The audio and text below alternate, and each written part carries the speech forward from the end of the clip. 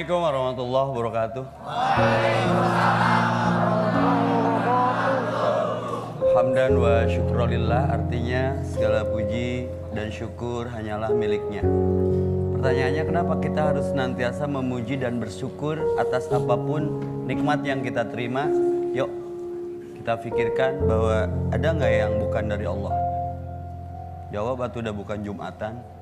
Ya, ada nggak sesuatu di kehidupan ini yang bukan dari Allah? Ada. Hamdan wa syukurillah. Kenapa kita harus bersyukur dan memujinya?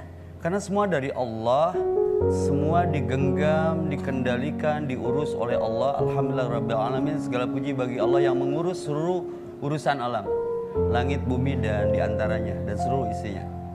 Yang paling bahaya kalau tidak saling mengingatkan, semua hampir lupa bahwa kita semua akan kembali kepada Allah. La ilaha, tidak ada ilah kecuali Allah. Maka kenapa resah? Kenapa gelisah? Kenapa gundah? Kenapa gulana? Kenapa melo? Kenapa risau? Kenapa kacau? Kenapa galau?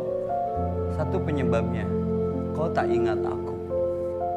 Maka syarat syukur itu adalah udkuruni, ingat aku. Semuanya dariku loh. Semua akan kembali kepadaku, semua aku yang ngurus. Udkuruni, ingat aku. Adkurkum, nanti aku ingat kamu. Dan Allah itu pencemburu. Allah ingat, kitanya yang diingetinnya nggak ingat. Maka hati-hati kalau Allah cemburu. Maka la in syakartum la azidannakum. Ingin tambahan nikmat dalam hidup? Bersyukur atas apapun yang kau dapat. Lihat orang yang di bawahmu. Risau itu karena nggak ada syukur.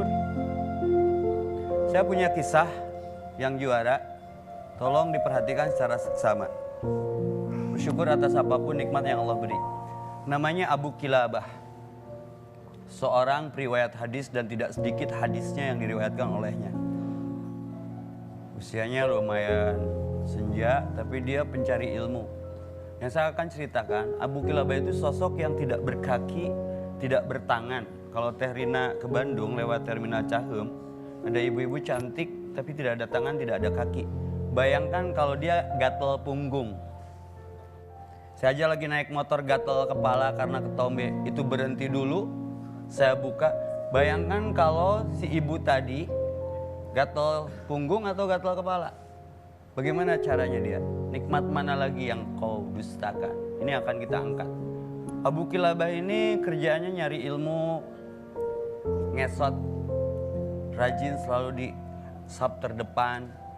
Tapi keadaannya secara ekonomi stratarnya di bawah. Tapi dia tetap komitmen. Artinya apa? Bersyukur dengan harta yang Allah beri untuk beribadah walaupun bentuknya mencari ilmu.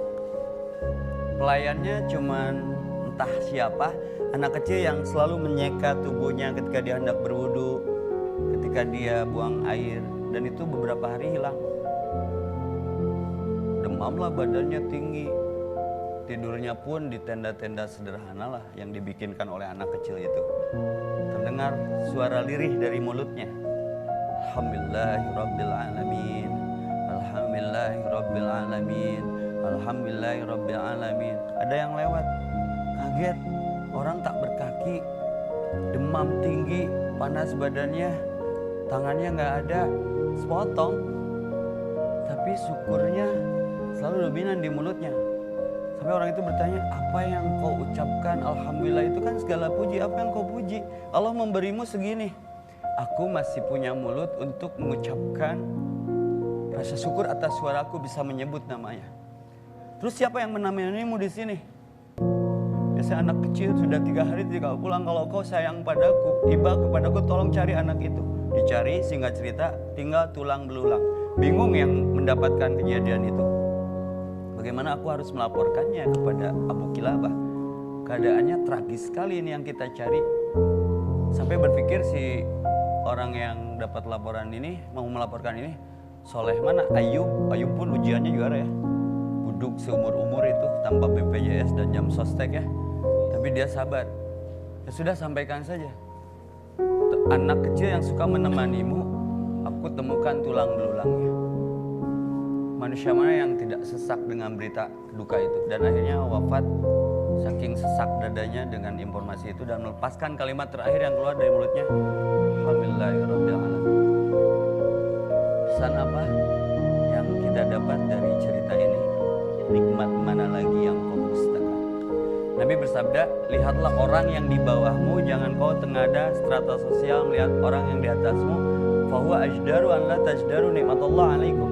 Nanti kau akan memperkecil nikmat Allah yang Allah sudah berikan kepadamu. Maka bersyukur atas nikmat umur, kita belum dikubur.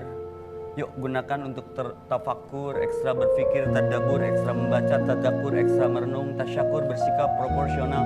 Hidup ini untuk ibadah, bukan untuk yang lain. Wa ma khalaqtul jinna wal insa illa liya'budun.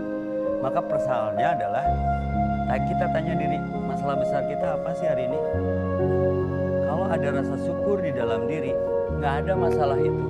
Karena kunci masuk surga hanya dua, sabar dan syukur. Saya bersyukur malam ini bisa ketemu Teh Kimberly. Karena setiap saya lihat di tayangan, kapan nih ketemu orang ini? Ternyata semua doa terakumulasi. Saya bersyukur bisa ketemu beliau, tapi beliau bersabar bisa ketemu saya ya. Jadi ini menjadi syarat kita masuk surga insya Allah ya. Kita pernah dengar istilah yatim. Kalau kita punya anak, pengen jajan, pas bapaknya nggak punya kerjaan, uang nggak ada, bagaimana rasa orang tua ketika tidak bisa memenuhi keinginan anaknya? Saya selalu jelas sama Kang Denny, mandi bola sama anaknya. Bersyukur atas nikmat rezeki bisa membahagiakan siapapun. Kalau anak yatim, pengen jajan mintanya ke siapa? Sorry, itu belum seberapa. Kalau anak yatim, ingat ayah ibunya bagaimana mereka menahan air matanya. Maka bicara syukur, sorry. Rabbi auji'ni an ashkura ni'matakal lati an'amta alayya wa ala walidayya. Ya Allah, ajarkan kepadaku rasa syukur yang sering aku lupakan atas nikmat terbesar dalam kehidupanku. Nikmat adanya kedua orang tua yang menghebatkan kita seperti hebat dan dianggap hebat. Tapi kita sering melupakan orang yang menghebatkan kita. Siapa mereka?